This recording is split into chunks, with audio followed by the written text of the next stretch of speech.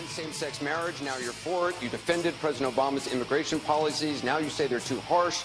You supported his trade deal dozens of times. You even called it the gold standard. Now, suddenly last week, you're against it. Will you say anything to get elected? Well, actually, I have been very consistent over the course of my entire life. I have always... ...by military repression. The embrace of Rajoy's crackdown on the part of the EU in the Trump administration is entirely in line with the drive toward authoritarianism, state violence, and the suppression of democratic rights by governments around the world. Well, there is news out there, but I had a problem.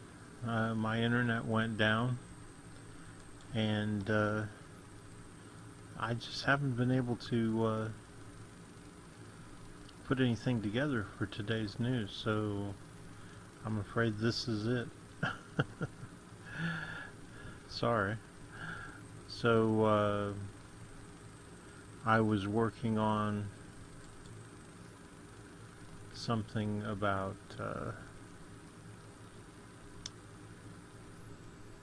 his name is General Russell S. Bowen, and he was the guy who was moving cocaine into, I don't know if it was Mina, I think he was, and I ordered his book today, so I should be getting his book. I've been reading about what happened to him for a long time, and he likes to write about the Bush administration and the CIA, and you know, he's another guy like me who believes that they assassinated Kennedy, and so he gets into a lot of that, but mainly he was ordered to, he was part of the OSS and eventually the CIA, I guess, and he was ordered to bring cocaine into the country in Air Force jets. And so one time he was bringing a plane in, and he radioed somebody and told them, like the DEA or something, and said that he was coming in on a jet, an Air Force jet full of cocaine.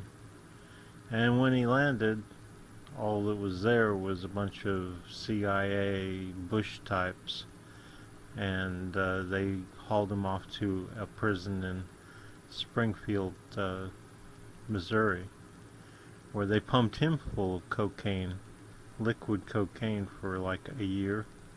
I think it was him. Maybe they did it to him and the guy who flew the jet for Bush when they made the Iran-Contra deal. I don't remember.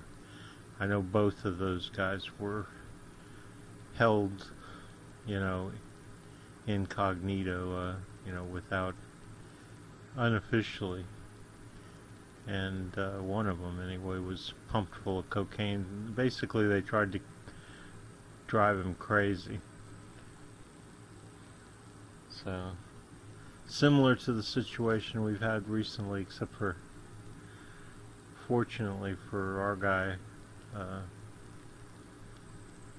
which I can't remember his name off the top of my head, but the guy that they just drug out of his house that I covered recently.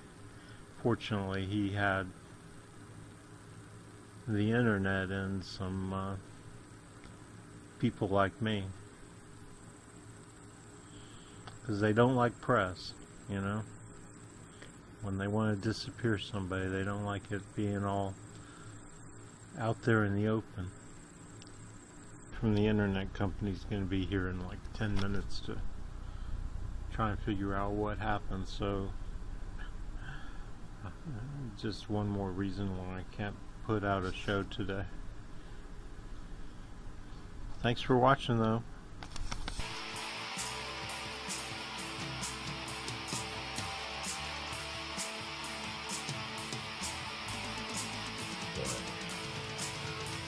As Senator Clinton, the pressures are very different. It's a well-financed industry. A lot of people don't realize that the industry that gave the most money to Washington over the past few years was not the oil industry, was not pharmaceuticals.